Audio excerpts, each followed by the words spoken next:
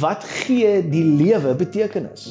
Baie van ons probeer betekenis vind vir die lewe in ons prestasies, soos grade, promosies of erkenning. Jesus sê hy het aarde toe gekom om vir ons 'n vol en betekenisvolle lewe te bring.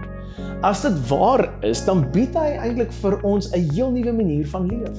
Onthou, ook jou eie liggaam het 37 triljoen selle. Elke sel is soos 'n mikrofabriek en jou DNA is meer kompleks as enige kode wat ooit geskryf is.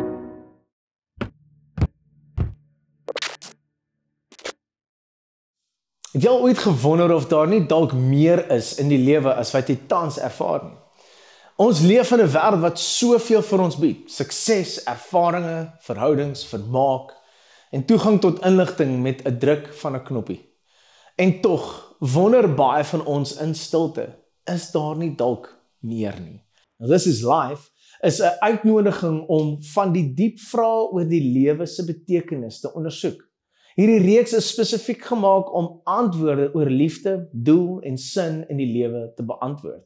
Nou, as ons eerlik is met mekaar, selfs lyk dit asof ons alles het wat die wêreld vir ons bied, bly daar nog steeds binne ons iets wat leeg voel. 'n Gevoel van daar moet meer wees. Dis daardie iets meer wat ons vandag wil begin ontdek. Die eerste vraag wat ons moet dan vra is, wat gee die lewe betekenis? Baie van ons probeer betekenis vind vir die lewe in ons prestasies, soos grade, promosies of erkenning, of selfs in ons besittings, soos groter huise of die nuutste tegnologie of 'n nuwe kar. Wat van miskien in verhouding? Jy weet, 'n nuwe romanse, 'n vriendskap of in jou gesin, of selfs in plesier. Die wêreld te reis, kos, sosiale media, vermaak. Alles is nie verkeerd nie, maar al hierdie goed is tydelik. En die goed gee nog steeds nie vir ons die antwoord vir ons harte wat smag vir iets meer nie. Nou, hierdie gevoel skyn lig op iets belangrik vir ons uit. Dit is dat ons anders gemaak is teenoor enige ander skepping of skepsel op aarde. Binne in ons is daar iets dieper. Sommiges noem dit ons harte, ons diepste gevoelens van liefde. Ander noem dit ons siel. Jesus sê iets ongeloofliks hieroor. Hy het eintlik gesê, ek het gekom sodat hulle lewe kan hê, ja, sodat hulle dit in oorvloed kan hê. Jesus sê hy het aarde toe gekom om vir ons 'n vol en betekenisvolle lewe te bring.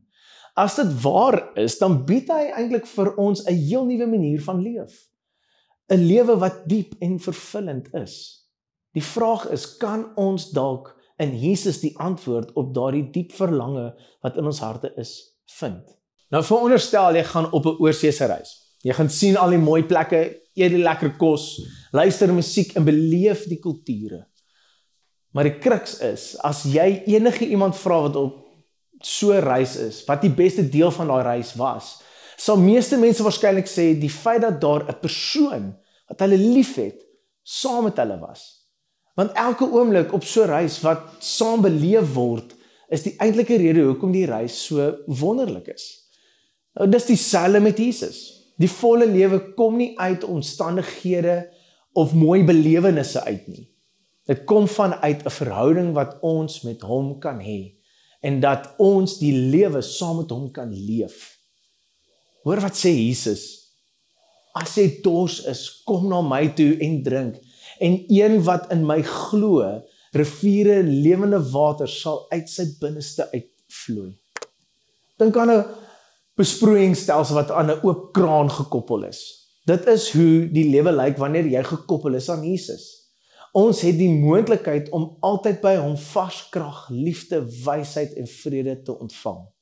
Jesus werk so dat ons nie net hoef te leef met perfekte omstandighede nie, maar eerder te leef met ware vervulling. Nou, uit die vraag van, is daar meer, hoop ek jy begin saamstem dat daar wel meer aan die lewe is as net om deur roetines te gaan. Mag jy ontdek, daar is 'n God wat jou gemaak het en jou lief het. Daar is 'n doel vir jou lewe wat groter is as jou status of jou werk. Daar is 'n verhouding beskikbaar met Jesus wat leemtes vul en die lewe betekenis gee.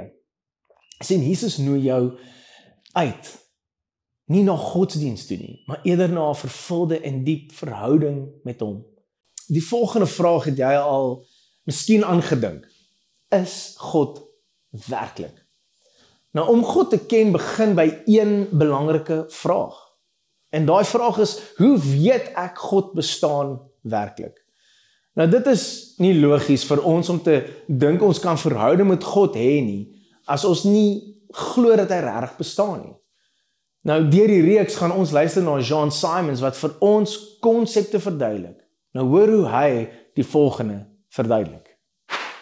So the first question probably then is, how do I know that God is real? There are various testimonies, and I want to start with my own testimony. I was about 13 years old and I went on a camp, and I've been part of a church forever, but at that camp, something of the reality of God just struck me. I discovered that He loves me, and I realized that I was living without Him, and this desire just stood up in my heart that I wanted to live with Him. We see a similar testimony also in the Bible. The Bible is a collection of about 66 different books, and we have many testimonies of how people discovered God's reality and experienced Him. One of such characters is a guy by the name of Saul. We read about his conversion in the book of Acts. Let's read in chapter 9. Meanwhile, Saul was breathing out murderous threats against the Lord's disciples. And he went to the high priest and he asked him for letters to go to the synagogues in Damascus, so that if he found any there who belonged to the way, people who were following Jesus, whether men or women, that he might take them as prisoners to Jerusalem.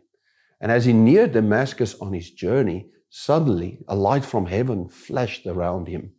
He fell to the ground and he heard a voice say to him, Saul, Saul, why do you persecute me? Saul responded, who are you, Lord? And he said, I am Jesus, whom you are persecuting. Now get up and go into the city, and you will be told what you must do. What's incredible, it was not just Saul who heard the voice. The men traveling with Saul stood there speechless, and they heard the sound, but they did not see anyone. Now I want you to consider this testimony in the scriptures. How is it possible that someone who gave everything to persecute those who were following Jesus, how could he turn around and become the biggest promoter of Jesus? I think it is because he had a real encounter with a real God.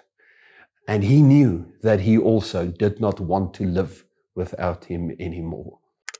Hoe ongelooflik is die verhaal van Saulus in Handelinge 9? Hy was 'n man wat Christene gehaat het en vervolg het.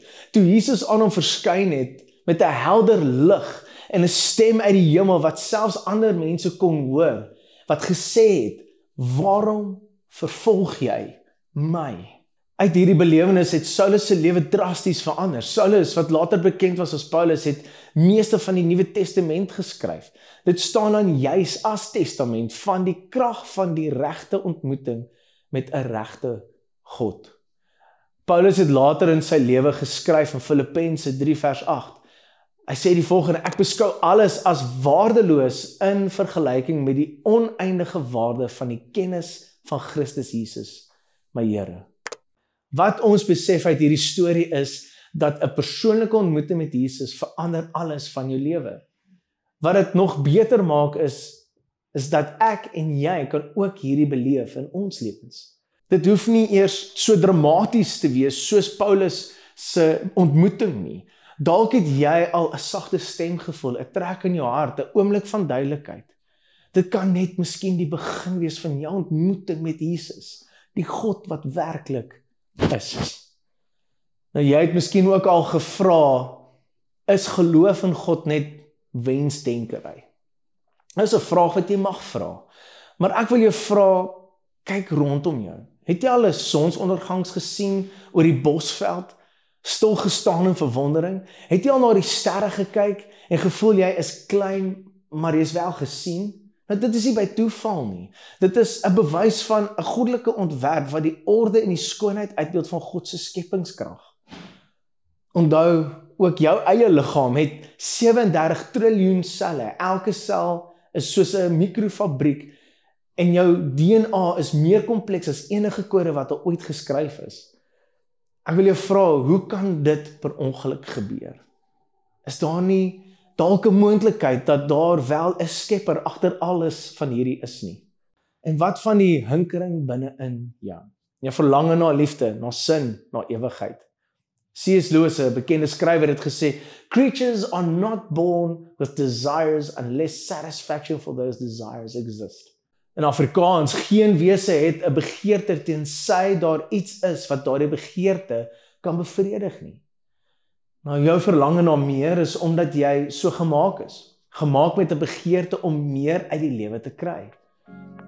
Ek wil amper sê, jy is gemaak vir God. En mag jy dit ontdek? Mag jy ontdek dat daar meer is in die lewe en dat jy dit kan vind in Jesus? Mag jy ontdek dat God werklik is?